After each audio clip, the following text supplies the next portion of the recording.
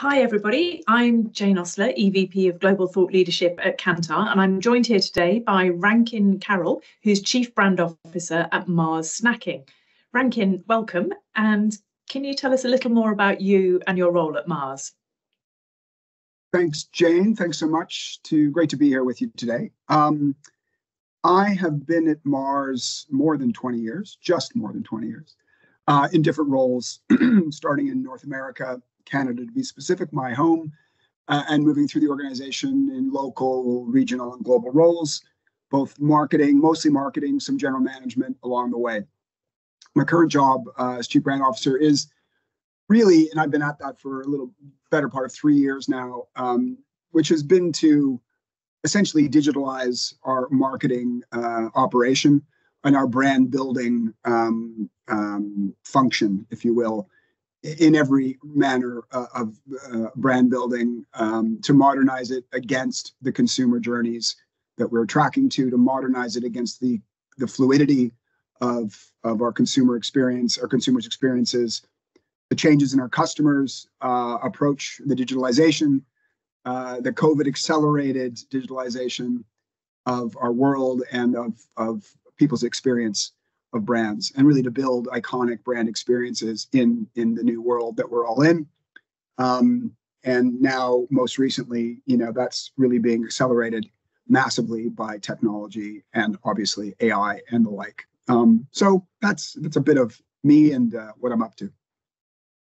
Great. So at Kantar, as you know, we've recently released the Blueprint for Brand Growth. It's a guide for CMOs. It's an evidence-based framework where we introduce a growth driver and 3 growth accelerators, one of which is called Be More Present. Be More Present means being actively available and prominently visible at the point of purchase, with the optimal range of products and services to meet the shopper's needs at the right price. And we know Mars does this very well. So can you tell us a bit more how Be More Present enables Mars and your brands to grow? Yeah, I mean, I'd start at the foundational level, and mental availability and physical availability and increasingly digital availability are critical to success of any brand. We know that in order to be bought, you need to be available and seen and heard, if you will. And you need your reach to be big, your distribution to be wide, and more, you need the precision of that distribution to be appropriate and fit for channel, fit for purpose, fit for consumer journey. So if we start at that level, we talk a lot about the right engagement at the right time with the right offer at every relevant touch point, which is pretty straightforward language, but really it's quite penetrating in terms of how it changes how we build brands with those thoughts in mind, because really now it's about how do we use data and increasingly powerful technology to help us read signals in the most effective way possible, an increasingly sophisticated way, and then use those signals to guide allocation of resource across the consumer journey. And it's different by brand, it's different by region, it's different by channel, of course. But that, to me, is really the fundamental challenge that we're facing. And all of that would lead to being more present and more effectively present in the right place at the right time with the right offer, etc. So can you give me perhaps a specific example, perhaps one of your brands in a market, how you actually make Be More Present manifest and how it comes about effectively?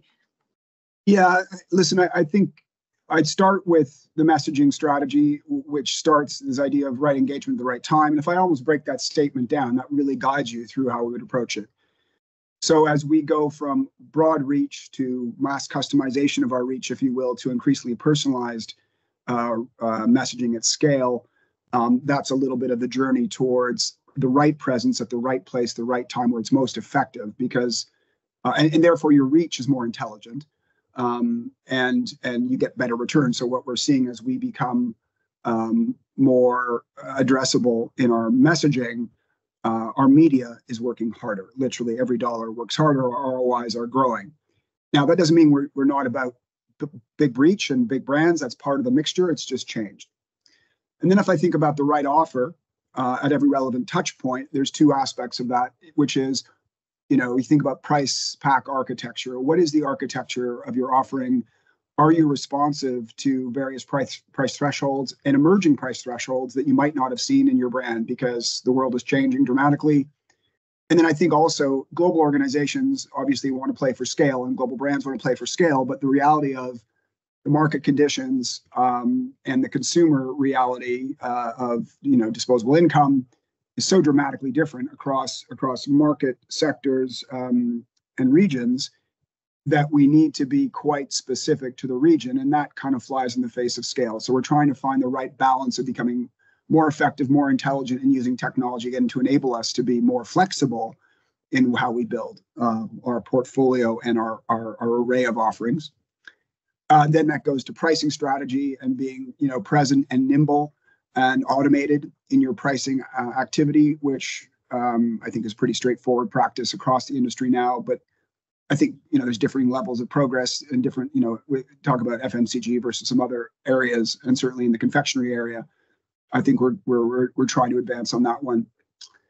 And then finally, I'd go to the purity of the digital presence, if you will, is probably the biggest shift and the biggest challenge for us. So do you have the right portfolio? Yes, right and differentiated from your core in-store portfolio. You have the right digital portfolio, and that could be different again by customer and by region.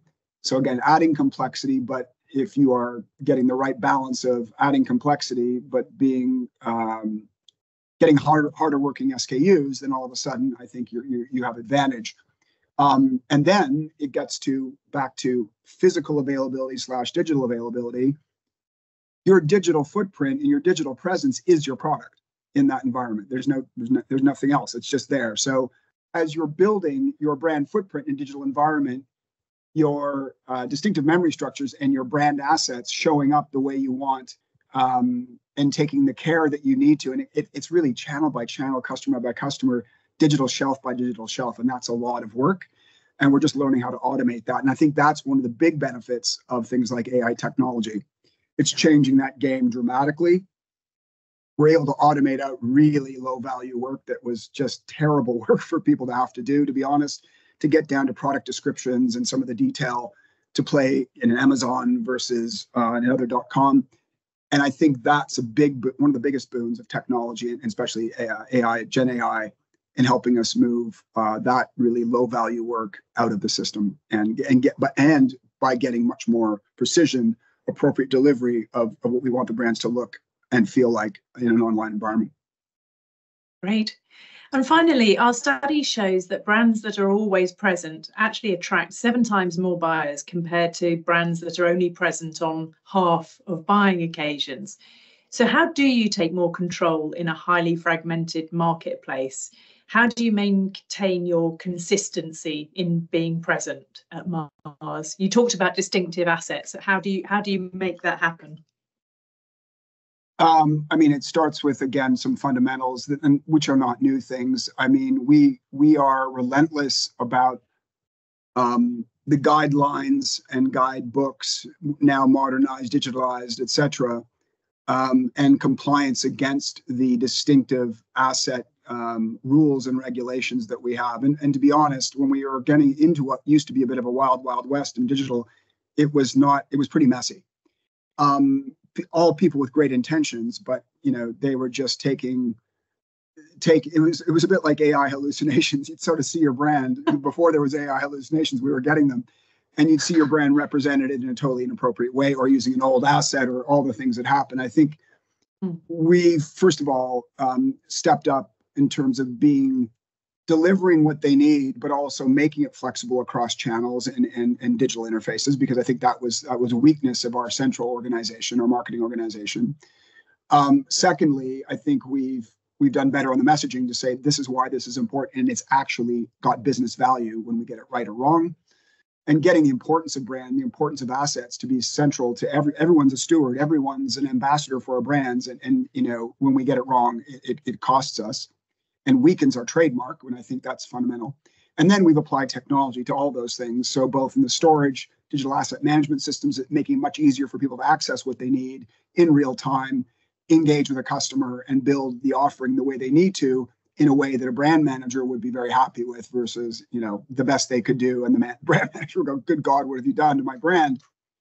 And then further, as I was saying earlier, using AI and generative AI to automate the work that really nobody really would want to be doing and make it much easier to A, access, but B, then deliver excellence at the point of contact with the consumer. Fantastic. Thank you. Nice to see you again. Bye-bye. Bye.